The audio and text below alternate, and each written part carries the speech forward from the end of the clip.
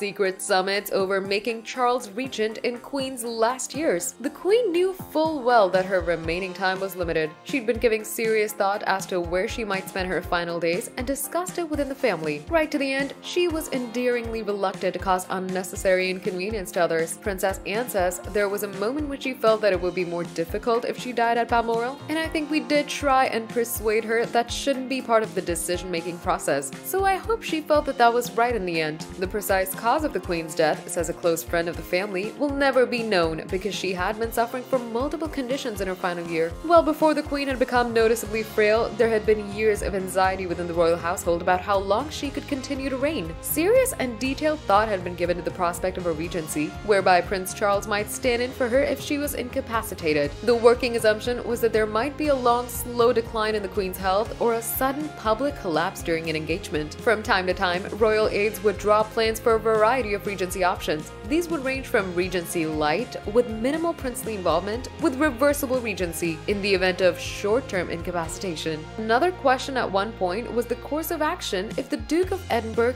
who would have been on any regency committee prior to his death, had objected to a regency plan. The finest royal brains pored over all the possibilities. At one stage, an ex-private secretary to the Prince of Wales, Sir Stephen Lamport, was brought back from his job in the city to help with a new blueprint. Aides would always find Prince Charles extremely reluctant to engage on the subject. However, preliminary planning for the accession and coronation of the next monarch had actually begun at the end of 2015. According to an official, the government had long been gently lobbying Prince Charles's office to come up with a plan. Within the palace, it was well known that any private secretary trying to engage with the prince on any change of reign planning would need to approach the subject very sparingly. Anything that could give the impression of an impatient prince getting ahead of himself was subjected to what one senior advisor would call the Henry V test. The prince and his staff concluded that creating a committee and discussing coronation plans with Whitehall officials would indeed fail that test. As it turned out, Elizabeth II could not have had better timing. She indeed was at Balmoral when she died in her sleep in her own bedroom, aged 96 on September 8, 2022.